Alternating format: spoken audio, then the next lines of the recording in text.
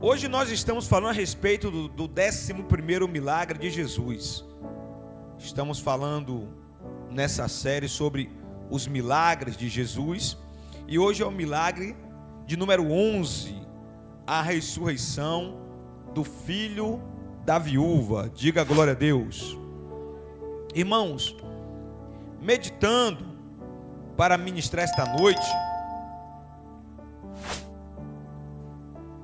eu fiquei observando a respeito do assunto morte. Quem quer morrer hoje? Levanta a mão. Ninguém quer morrer hoje? Glória a Deus, eu também não. Eu também não, glória a Deus. Ninguém quer morrer, irmãos, porque o assunto morte é um assunto muito sério. A Bíblia diz: morreu, segue-se o juízo.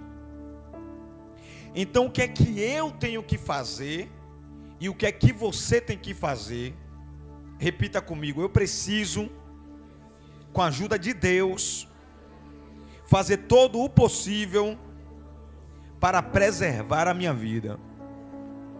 Bispo Peraíus, a Bíblia diz que nós não temos que ter a nossa vida por preciosa, né? Está escrito, né?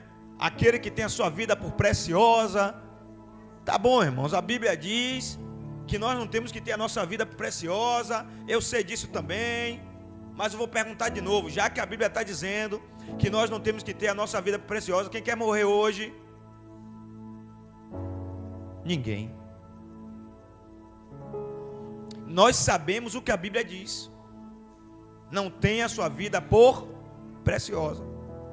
Mas nós não queremos morrer antes do tempo, porque existe um tempo determinado para tudo, né? Mas eu percebi ao longo da minha caminhada que nós criticamos o nosso tempo, nós criticamos a nossa era. Eu sou um dos que critica. Qual é o tipo de crítica, bispo, que o senhor está falando? Nós falamos assim: nos dias de hoje não tem os mesmos milagres do passado. Nos dias de hoje não tem as mesmas maravilhas do passado. Nos dias de hoje não tem os mesmos sinais. Você não vê, por exemplo, nos dias de hoje, morto ressuscitando. E eu já falei isso milhares de vezes, já falei centenas de vezes, mas meditando para pregar hoje, olha o que eu descobri. Na Bíblia toda, irmãos, só tiveram 8 ressurreições. Na Bíblia toda, só tiveram 8 ressurreições. 1 Reis, capítulo 17, versículo 20. A ressurreição do filho da viúva de Sarepta. Quem ressuscitou? O profeta Elias. O profeta Elias ressuscitou uma pessoa. 2 Reis, capítulo 4, versículo 32. A ressurreição do filho da Sunamita. Quem ressuscitou? Eliseu. Uma pessoa. 2 Reis, capítulo 3, versículo 20. Um defunto que caiu na cova de Eliseu. Eliseu já estava mortinho da silva, só estavam os ossos. Quando o defunto caiu, que tocou nos ossos de Eliseu, o defunto ressuscitou. Eliseu ressuscitou o moço sem nem saber, porque estava morto. Então, a segunda pessoa que Eliseu ressuscitou foi um defunto, que ele só vai descobrir naquele grande dia. Irmãos, eu estou falando do Antigo Testamento. Do Antigo Testamento. Quantas ressurreições? 3. O filho da viúva, Elias, ressuscitou. O filho da Sunamita, Eliseu, ressuscitou. E o defunto que caiu na cova de Eliseu. Quantas pessoas foram ressuscitadas no Antigo Testamento? 3. Agora a pergunta que fica é: quantos profetas tiveram no Antigo Testamento? Quantos homens de Deus? Quantos homens poderosos em Deus existiram no Antigo Testamento? Moisés, Abraão, Isaac, Jacó, Jeremias, Ezequiel, Isaías, Daniel. São dezenas e dezenas e dezenas de profetas poderosos em Deus, mas apenas 2 tiveram o privilégio de ressuscitar alguém: Elias e Eliseu. Aí eu pergunto, se no Antigo Testamento todo somente 2 profetas ressuscitaram pessoas, e os outros profetas que não ressuscitaram também eram homens de Deus, por que no nosso tempo a gente desfaz da gente mesmo? Por que a gente se critica?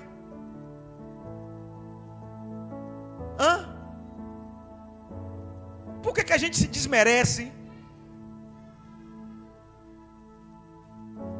Até porque, irmãos, nós não estamos falando de dor de cabeça, de dor de dente, de dor de ouvido. Estamos falando da morte.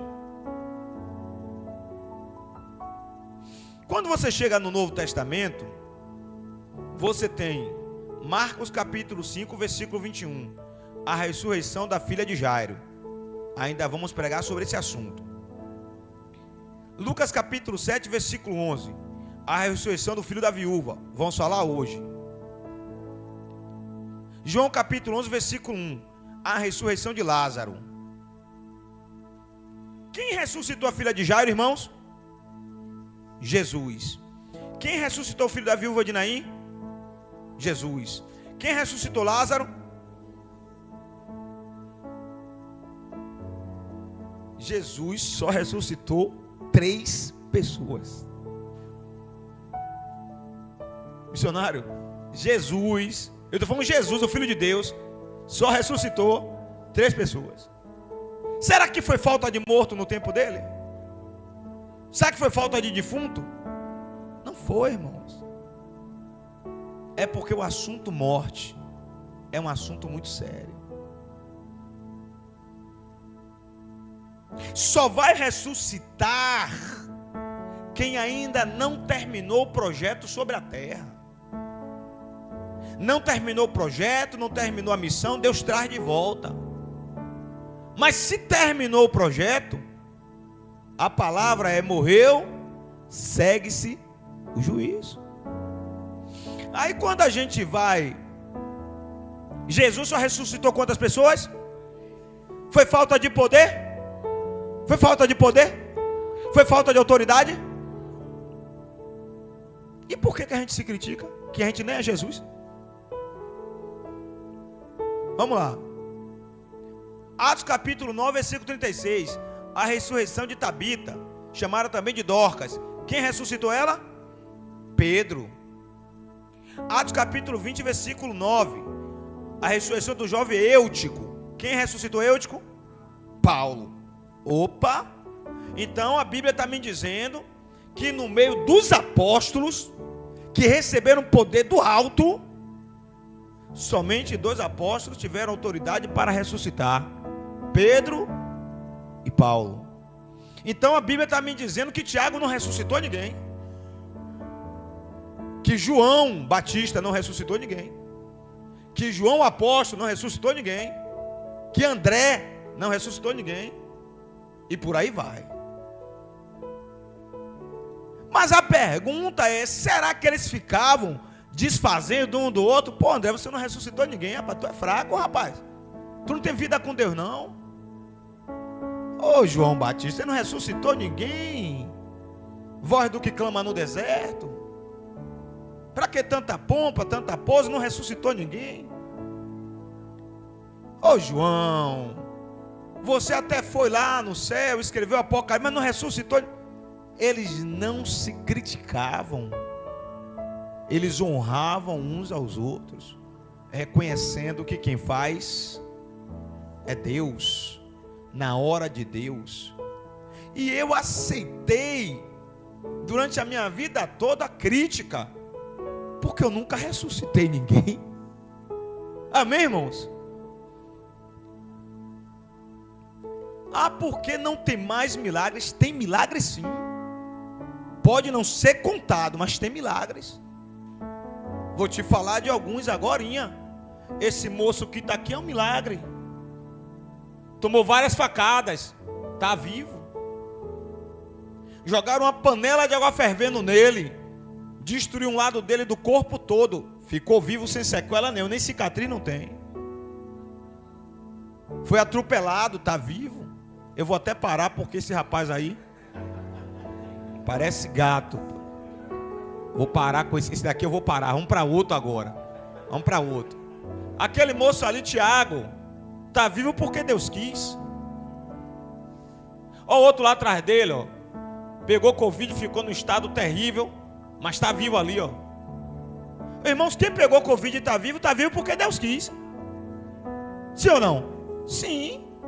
Covid não olhava a cor, não olhava a cara, não olhava tamanho, não olhava poder aquisitivo, entrava e matava quem ele queria matar. Aí quem Deus quis preservar, Deus preservou.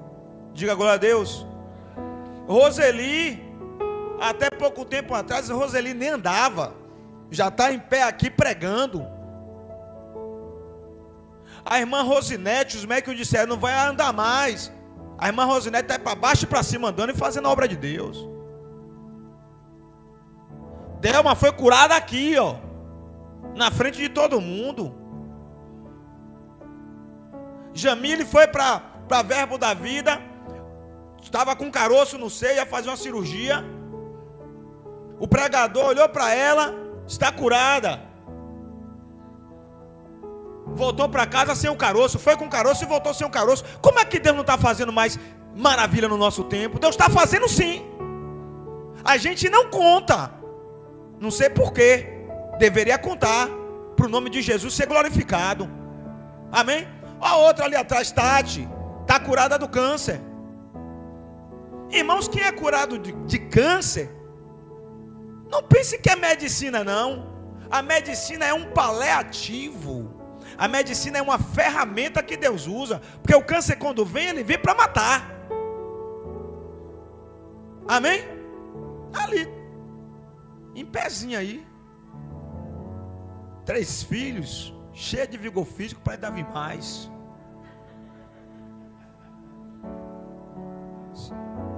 Não é? E tem mais pessoas aqui, irmãos, que passaram pelo vale da sombra da morte e Deus trouxe de volta. Heleninha ressuscitou. Foi que o missionário contou o testemunho aqui, né? Que a forma como os médicos foram negligentes, ela morreu e depois ela ressuscitou. E está aí, jogando duro, né? Então, pode, muito viva por sinal, né? Pode não estar acontecendo ressurreição de pessoas no nosso tempo, assim, ó, para a gente ver. Mas se você for pesquisar aí nos anais da história, desde o século I até o século XXI, tem muitas histórias de ressurreição no mundo todo.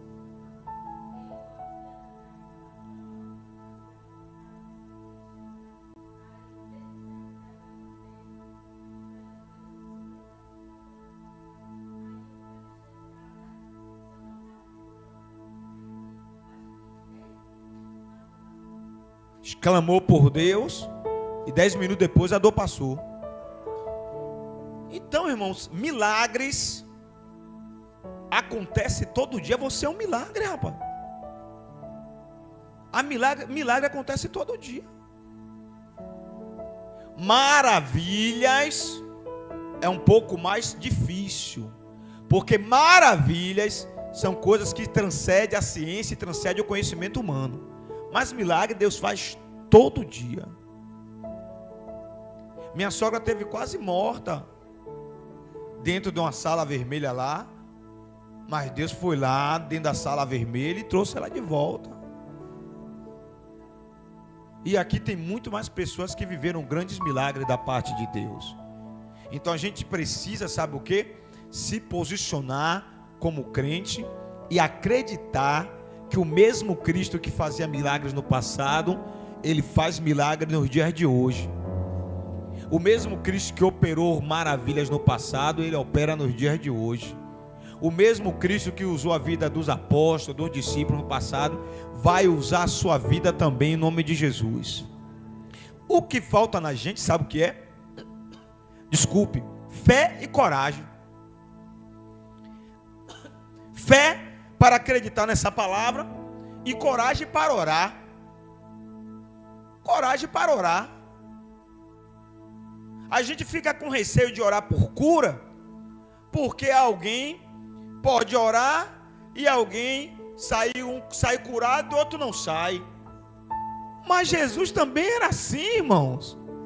Jesus entrou no tanque de Betesda, tinha um bocado de doente, um bocado de aleijado, só o de 38 anos foi curado. Para de tolice e ore pela vida de alguém. Amém? Jesus orou por um moço, pela cegueira. Aí disse: você está vendo alguma coisa? Ele: estou vendo tudo turvo. Estou vendo os homens andando aí parecendo umas árvores, não estou enxergando direito não. Jesus disse: vai ter que orar de novo. Aí Jesus foi orar, pela segunda vez, pela mesma pessoa. Quando Jesus orou de novo: e agora? Abre o olho de novo aí. Ele: agora eu estou enxergando, agora eu estou vendo tudo. Então, se você orar a primeira vez e não der certo, não fique com vergonha não, que com Jesus aconteceu também. Você não é melhor do que Jesus. Amém? Ore. Use a sua fé. Use o poder da palavra. Amém, irmãos? A nossa obrigação é orar. E Jesus cura se Ele quiser. Mas se eu e você não orarmos, fica um pouco mais difícil. Amém? Muito bem. Lucas capítulo 7, versículo de número 11. Vamos hoje até às 11 horas. Diga glória a Deus. Foi fraco esse glória a Deus. Lucas capítulo 7, versículo 11 diz: e aconteceu pouco tempo depois, e ele a cidade chamada Naim, e com ele ia muitos dos seus discípulos, e uma grande multidão, E quando chegou perto da porta da cidade, eis que levavam um defunto, filho único de uma viúva, de uma mãe, que era viúva, e com ele ia uma grande multidão da cidade. Quem é que ia com a viúva? Uma grande? Então isso quer dizer que tinha uma grande multidão com Jesus, e uma grande multidão com a viúva. E vendo-a, o Senhor moveu-se de íntima compaixão por ela e disse: não chores. Olhe para alguém aí e diga: não chores. E se a pessoa que você falou começar a chorar, diga: eu falei para você não chorar. E chegando-se, tocou no caixão. Em algumas traduções fala tocou no esquife. E aqueles homens que estavam levando o caixão pararam. E Jesus disse: jovem, eu te digo, levanta-te. E o defunto assentou-se e começou a conversar. E Jesus entregou ele para sua mãe. E de todos se apoderou um grande temor, e glorificavam a Deus, dizendo: um grande profeta se levantou entre nós, e Deus visitou o seu povo, e correu dele esta fama por toda a Judeia e por toda a terra circunvizinha. Diga glória a Deus. Muito bem, irmãos, vamos avançar aqui. A primeira coisa que a gente precisa entender, analisando o versículo de número 11, é que ali existiam duas multidões. Uma multidão, Daniel, que estava alegre, uma multidão que estava feliz. Por quê? Porque era a multidão que estava acompanhando Jesus. Já tinha algum tempo que aquele pessoal estava acompanhando Jesus, desde a Galileia, passou por Cafarnaum e agora estava chegando em Naim. Daquela cidade lá, da primeira cidade até Naim, muitos foram curados, muitos foram libertos. Então aquela multidão era uma multidão que estava alegre, feliz, porque estavam pertinho daquele que tinha poder para curar. Já a outra multidão era uma multidão que estava do lado da viúva. acompanhando o sofrimento daquela mulher, porque o texto diz que ela era mãe de um único filho. O texto chama de seu único filho. Então, como eu disse hoje, a morte, irmãos, é um assunto muito complicado de discutir. A morte é um assunto muito complicado da gente absorver, da gente administrar. Tem pessoas que pegam a sua vida e ficam colocando a sua vida em risco sem necessidade nenhuma. Hoje eu vi um vídeo de um moço que ele estava saindo de uma transversal na pista. Ele estava saindo de moto em uma velocidade absurda. Aí vinha um carro, furou o sinal vermelho, o carro quase pega ele. Ele conseguiu frear, girou um pouquinho assim a moto, o carro, Deus fez um negócio lá, ali foi Deus. Tem umas coisas que acontecem que você vê que é Deus, a mão invisível de Deus, que vai lá, faz alguma coisa e não deixa morrer. Ele desviou do carro e foi empinar. Deus acabou de dar um livramento. Ele desvia do carro, pega o retão e vai empinar. O que é que aconteceu? Perdeu o controle, se acabou todo. Morreu, bispo? Não sei, porque o vídeo não continuou. Acabou o vídeo. Mas tem pessoas que pegam a sua própria vida e fica colocando a sua vida em risco. Irmãos, eu sei que a Bíblia diz que nós não temos que ter a nossa vida por preciosa, mas se ame. Cuide da sua vida. Quando você sai de casa, tem alguém que fica em casa esperando você voltar. Quando você sai de casa, tem alguém que te ama e que está esperando você retornar. Então não coloque a sua vida em risco lá fora. Antes se proteja. Se tem um lugar que é arriscado e alguém está dizendo não passa ali não, porque senão você pode morrer, não passe, não vá tentar Deus. Entende? Se você faz uso de moto, como ele, como aquele dali, faça uso com responsabilidade.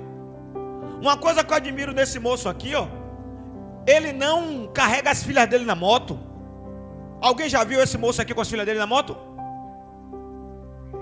Não, porque ele sabe que moto é um veículo perigoso. Entende? É um tipo de veículo que se você cair, só Deus para ter misericórdia. Entende, irmãos?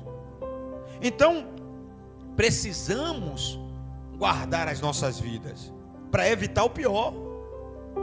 Eu lembro que Michael Schumacher ganhou a negócio de Fórmula 1 7 vezes. Homem rico, bem sucedido, com esposa, filho. Se aposentou, podia curtir o resto da vida. Já era um coroa ele. Foi inventar de andar de esqui. Um negócio que ele não estava acostumado. Resultado, bateu a cabeça numa árvore. Está em coma até hoje, vegetando. Sofre ele, sofre a esposa, sofre a família toda. Tinha necessidade de inventar de andar de esqui? Não tinha. Entende? Então você precisa entender que mesmo você não tendo a sua vida por preciosa, não coloque a sua vida em risco. Tem pessoas, irmãos, que não pode comer sal e come sal. Tem pessoas que não pode comer açúcar por causa da diabetes e come açúcar. Não. Eu não posso falar alguns nomes aqui, porque está na internet, mas eu tenho um amigo de trabalho, crente, amigo de trabalho crente, que morreu de diabetes por causa da usura. Tudo que não podia comer, ele comia. Tudo que o médico dizia não come, ele comia. Resultado, adoeceu, ficou doente de forma grave, perdeu a perna. Sabe o que foi que ele começou a fazer? Culpar Deus. Ele foi o irresponsável e começou a culpar Deus. Os médicos disseram, Deus usou os médicos para dizer, não coma isso, não beba isso, faça a dieta assim, vá fazer um exercício, vá fazer uma atividade física. Não fazia nada, só fazia trabalhar e comer o que não podia. Cortou a perna. Quando foi depois, a enfermidade foi se agravando, morreu dentro de casa sozinho. Foi culpa de Deus? Não. Nós é que somos irresponsáveis para com as nossas vidas. Entende? Eu tenho um amigo que ele já teve também, não vou falar o nome dele porque ele é conhecido, que ele já teve pelo menos uns 6 acidentes de moto, acidentes graves. E Deus livrou ele de todos. Aí esses dias eu encontrei ele em alta. Ele estava em alta velocidade. Falei até com minha esposa, com a filhinha dele aqui no tanque. Eu disse aí, ó, já teve 6 acidentes de moto grave, várias cirurgias. Agora está andando com a filhinha pequena na moto. Sabe o que é isso aí? A pessoa se acostuma com os livramentos de Deus e acha que Deus vai livrar sempre. Mas tem um ditado, irmãos, que diz: um dia a casa cai. Não coloque Deus à prova. Entende? Preserve a sua vida. Você tem uma família, rapaz. Você tem uma família que te ama. Tem pessoas em sua volta que te amam, que precisam de você vivo, com saúde. Viva com saúde. Se não pode comer, não coma. Você nasceu primeiro do que a comida. Se não pode beber, não beba. Esse ano eu tirei da minha dieta pão, farinha e açúcar, porque eu estou correndo atrás de umas situações envolvendo a área da saúde. É difícil? É. Eu gosto de pão demais, mas eu gosto mais da minha vida do que de pão. Eu tenho uma filha para criar. Eu gosto de farinha? Gosto demais, mas eu gosto mais da minha vida e da minha família. Gosto de um... O problema é... Fernanda está aprendendo a tomar uns café meio amargo lá em casa. Está uma guerra. Mas daqui para o final do ano ela vai aprender a tomar café amargo. Não café amargo totalmente. Você bota só 2 colherzinhas de açúcar para dizer que botou. Mas quando você vai beber está amargo do mesmo jeito. Aí você dá glória. Então, irmãos, tinha aquelas 2 multidão, uma com Jesus alegre pelos milagres e a outra triste com a mulher. É a nossa realidade também.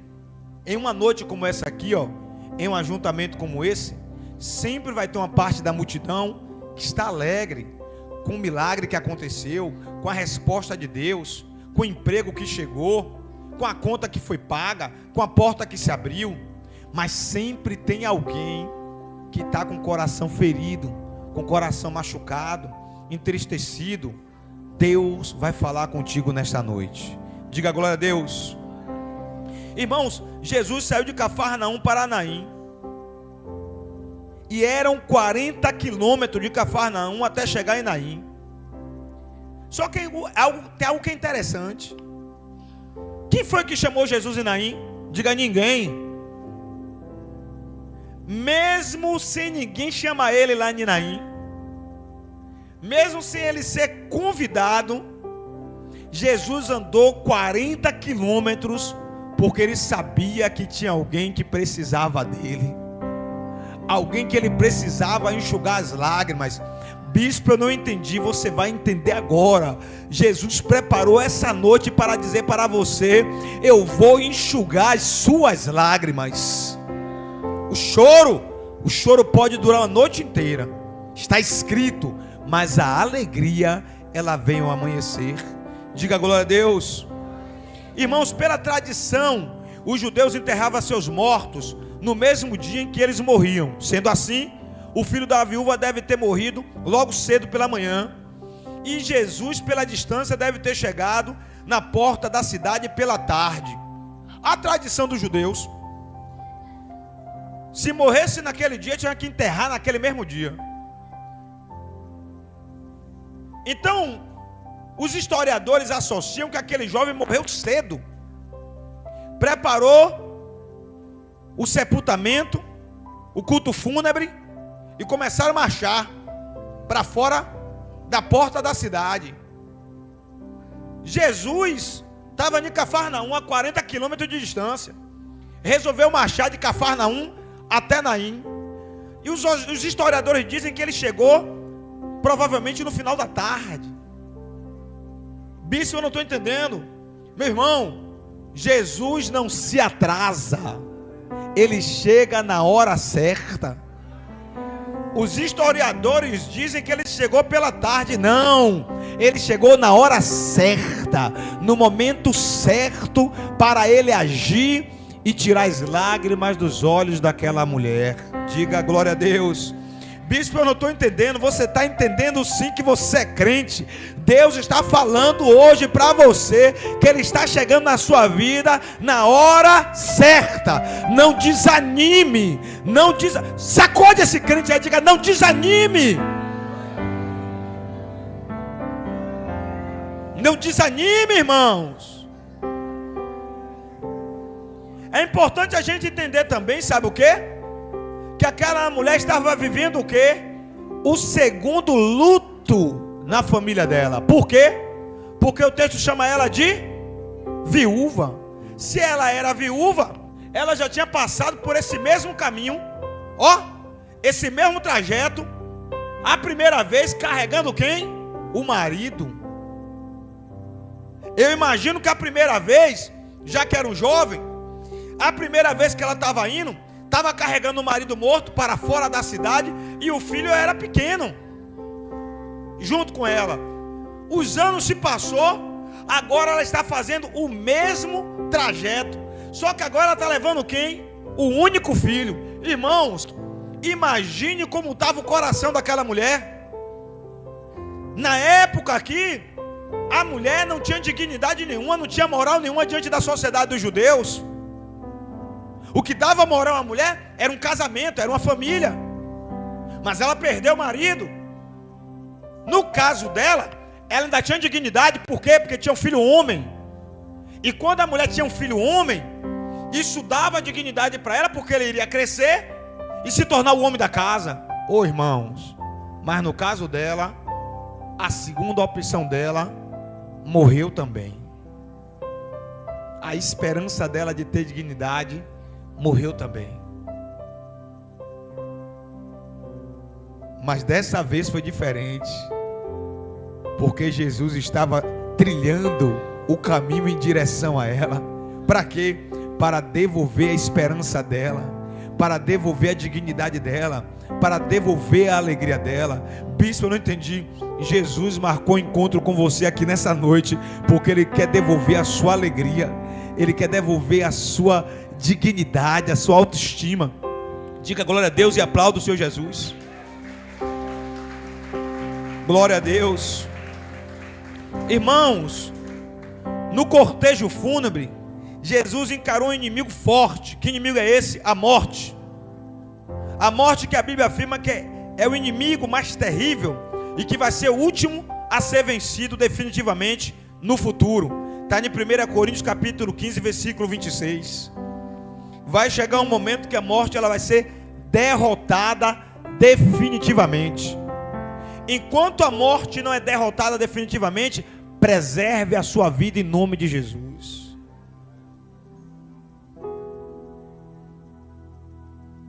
Eu lembro de Eduardo, Covid, matando todo mundo. Trabalhava no hospital, pegou Covid, ficou ruim dentro de casa, assistiu o culto pela live, viu o nosso telefone de contato lá, fez contato comigo, com a pastora Fernanda, e disse: ore por mim porque eu não quero morrer. E ali foram alguns dias de batalha, orando por ele. Não podia chegar perto dele por causa do Covid, era proibido chegar perto. Orando por telefone. Creia, varão, creia, não desiste agora não, porque ele começava a se agoniar do outro lado. O Eduardo ali, vivo para a glória de Deus. Se ele não tivesse tomado a iniciativa de ligar para alguém para pedir socorro, será que ele estava vivo? Não, porque o desespero mata. O desespero mata. Você começa a se sentir sufocado. Às vezes não tem nada de sufocando, mas o desespero toma conta da alma. Então preserve a sua vida. Peça socorro. Peça ajuda. Não está se sentindo bem? Alguma coisa aqui na mente não está boa? Está sentindo que está chegando uma depressão, uma crise de ansiedade? Pede socorro. Passou a mão no corpo, viu um caroço? Pede socorro. Pede para alguém orar. Toma uma ação, preserva a sua vida em nome de Jesus. Porque a vida é preciosa. E as pessoas na sua casa te amam. Quer você vivo, quer você viva. Sua missão ainda não acabou. Quando consideramos a dor e o sofrimento que a morte causa nas pessoas que ficam vivas, vemos que ela é de fato o inimigo contra o qual somente Jesus Cristo pode nos dar a vitória final. Por que nessa noite Deus colocou uma palavra no meu coração poderosa para pregar para vocês, dizendo, e eu vou repetir isso 100 vezes: preserve a sua vida. Porque a morte, irmãos, é um inimigo que só quem pode labutar com esse inimigo é Jesus Cristo. Nenhum homem tem condições de labutar com a morte. Só Jesus tem poder para batalhar com a morte. Então, se você sabe que esse inimigo chamado morte, ele é poderoso, preserve a sua vida. Se afaste da aparência do mal. Clame Jesus. Jorginho já está pensando aí, já sei qual é a música. É Clame Jesus.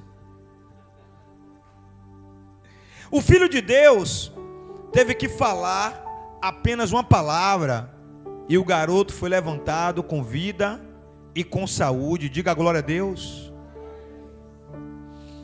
Quando você chega no versículo 13, o texto diz assim, ó: ao vê-la, aí Lucas escreve assim, ó: o Senhor, diga comigo, o Senhor. Olha o que o texto diz, versículo 13: o Senhor se compadeceu daquela mulher e disse para ela: não chore. Diga glória a Deus. Atenção aqui, ó, irmãos. Nesse versículo aqui, no original, Senhor ou Mestre, deriva de uma palavra grega chamada Curios, e do latim Dominus. Diga glória a Deus. Bispo, eu não entendi. O que Lucas estava dizendo aqui nesse momento era: Jesus tem autoridade sobre a morte. Jesus tem poder para vencer a morte. Jesus é o governante do universo, das nações, da sua vida, da minha vida. Diga glória a Deus. Bispo, eu não entendi. Meu irmão, minha irmã, está muito fácil o entendimento. Existe alguém que tem poder e autoridade nos céus e na terra para lutar por sua vida, para lutar por sua família, para lutar por sua causa. Busca a face dele. Diga glória a Deus. O Senhor é movido pelo amor e por sua compaixão em relação à morte do ser humano. E por quê? Jesus sabia que o ser humano fora criado para viver eternamente em harmonia com Deus, e por isso várias vezes demonstra sua dor e a sua indignação em relação à morte. Irmãos, se tinha um negócio que deixava Jesus indignado, era quando ele chegava perto de alguém e encontrava esse alguém morto, ou quando ele chegava perto de alguém que estava à beira da morte, ou quando ele chegava perto de alguém que estava com enfermidade muito grave. Por quê? Porque ele lembrava da criação, ele lembrava do princípio de tudo, ele lembrava qual foi o projeto de Deus para a humanidade. Ele lembrava, missionário, que quando eles fizeram lá no Éden, façamos o homem conforme a nossa imagem e a nossa semelhança. Ele lembrava que a ideia era que o homem vivesse eternamente, para que Deus tivesse, para que Deus pudesse descer na viração do dia para conversar com a sua criação, como ele fazia com Adão. Mas o diabo veio para trazer a enfermidade, para trazer o pecado, para trazer a morte e atrapalhar o projeto de Deus. Por isso que todas as vezes que Jesus se encontrava numa situação como essa, ele era movido de íntima compaixão e movido de indignação. E ele curava pessoas, e ele libertava pessoas. E nesse caso aqui, ele ressuscitou o filho da viúva. Diga glória a Deus.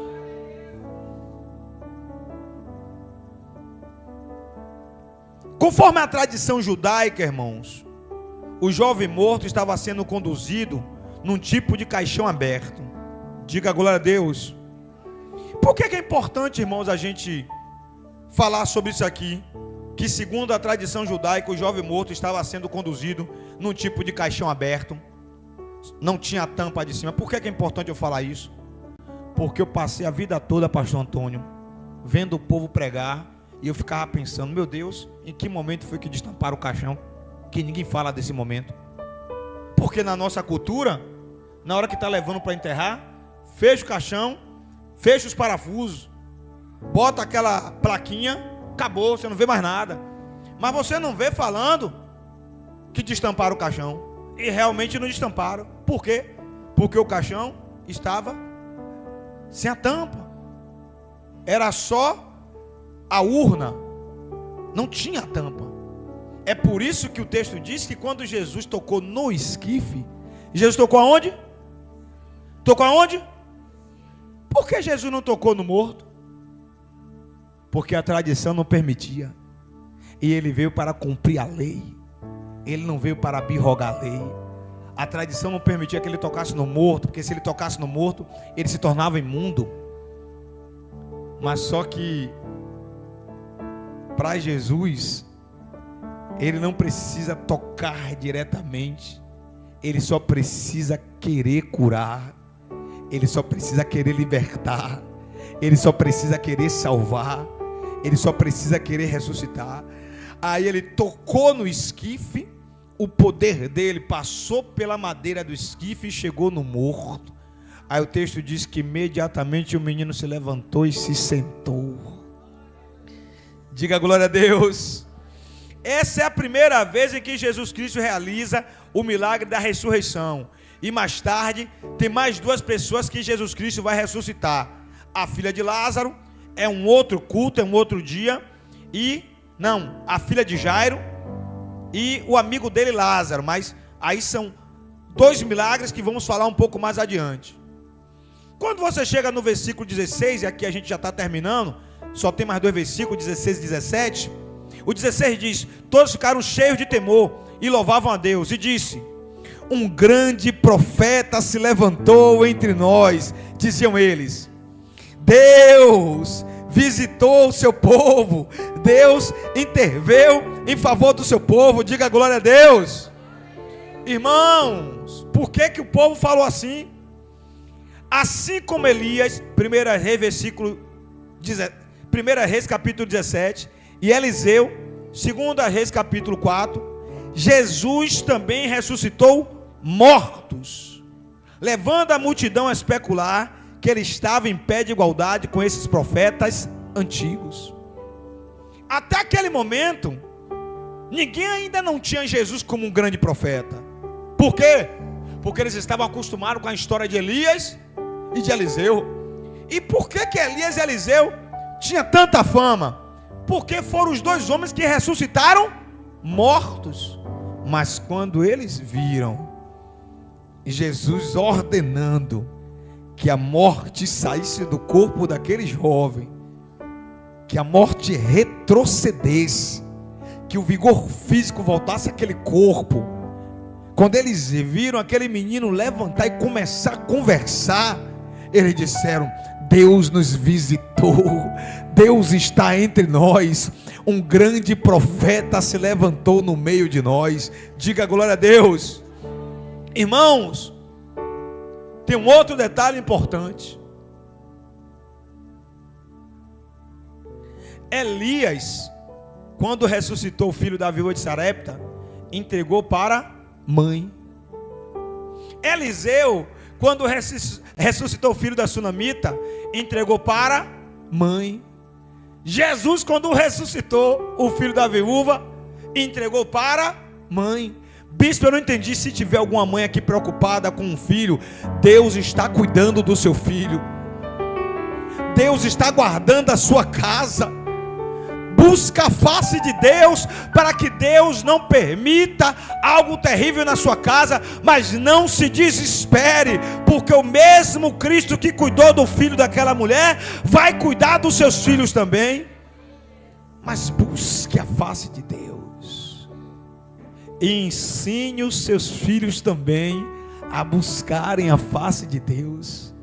Porque é importante você buscar a face de Deus, mas é importante que seus filhos reconheçam quem é Deus, quem é Jesus. Diga glória a Deus. E nós encerramos aqui no versículo 17, que diz: essas notícias sobre Jesus espalharam-se por toda a Judéia e as regiões circunvizinhas. Diga glória a Deus. Por mais de 400 anos, o povo de Israel esperou pelo Messias prometido. De repente, João Batista surge vindo das regiões desérticas, com poder e unção de Deus, para anunciar a chegada do Messias. Diante dos inúmeros milagres de Jesus por toda a Palestina, e de sua palavra e autoridade espiritual, as multidões começaram a clamá-lo como sendo o ungido de Deus. Diga glória a Deus. Reconhecendo Jesus como Cristo, o Cristo de Deus em Israel, depois de gerações e gerações de silêncio de Deus. Diga glória a Deus. Irmãos, diante daquela situação, as pessoas que estavam ali reconheceram Jesus como o ungido de Deus, como o Messias prometido.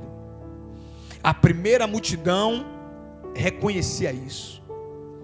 A segunda multidão que se encontrou na porta da cidade, que estava chorando junto com a viúva, depois que viu o menino ressuscitado, aquela segunda multidão também reconhecia isso. Mas a pergunta que não quer calar nessa noite é: e você? De que forma você reconhece Jesus na sua vida? Quem é Jesus para você? Para aquela multidão que virou uma multidão só, ele era o ungido, ele era o Filho de Deus, ele era um grande profeta, ele era o Cristo, ele era Senhor, uma autoridade sobre a morte, sobre as doenças, sobre as enfermidades. Mas a pergunta que não quer calar nessa noite é: e você? Quem Jesus é para você? Quem Jesus é para você? De que forma você reconhece a autoridade dele? De que forma você reconhece a santidade dele? De que forma você reconhece ele como Senhor da sua vida, como Salvador da sua vida?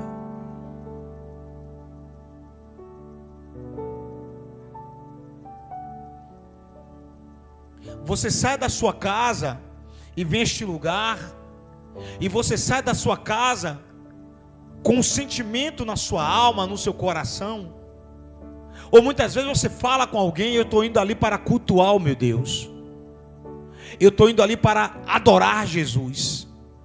Mas a pergunta é: de que forma você tem adorado a Ele?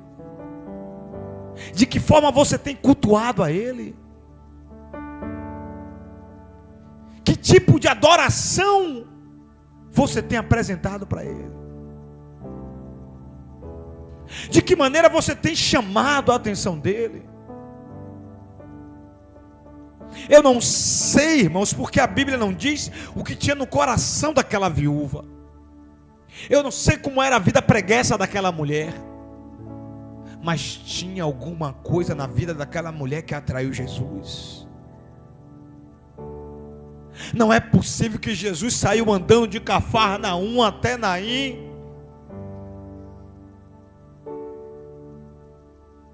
se não tivesse alguma coisa nela que atraiu Jesus.